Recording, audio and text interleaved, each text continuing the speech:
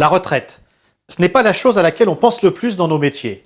Pour continuer à en bénéficier le plus tard possible, c'est le plus tôt possible qu'il faut s'en préoccuper. Tout n'est pas automatique, il faut cotiser. Alors, ces cotisations retraite, les points, les trimestres, nos experts nous en parlent. Allez, 3, 4. Il ne faut surtout pas avoir peur ni avoir honte de se faire du souci pour soi-même et que plus on se préoccupe tôt de la nécessité de s'assurer une bonne retraite et mieux on se porte. Au fond, la notion de retraite chez l'auteur, c'est qu'il s'agit plus de sécuriser la vieillesse que d'assurer une retraite. Alors comment fonctionne la retraite pour un auteur ? Et comme tous les Français, vous avez un régime de base obligatoire qui est le régime général de la sécurité sociale pour les auteurs. Qui est financé par des cotisations qui sont actuellement appelées directement auprès des auteurs affiliés à l'AGESA.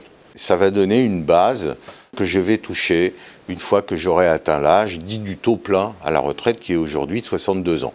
Et puis il y a la retraite complémentaire. Alors là, pour les artistes-auteurs, vous n'avez pas fait simple, puisque vous avez 3 régimes de retraite complémentaires obligatoires en fonction de votre activité.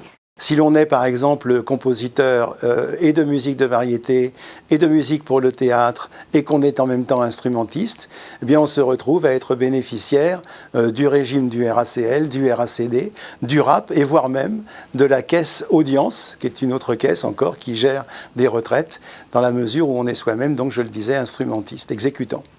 Il ne faut pas oublier que le RAP, le RACL, le RACD, ce sont des régimes obligatoires. Et quelqu'un qui ne serait pas inscrit serait hors la loi. Personnellement, en tant que président du RACL, j'ai rien à vendre.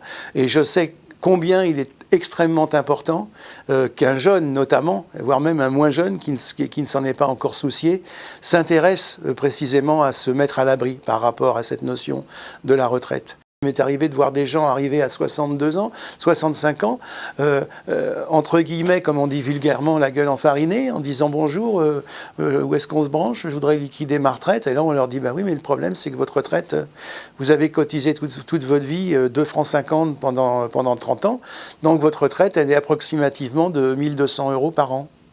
Et là, vous avez affaire à un drame humain.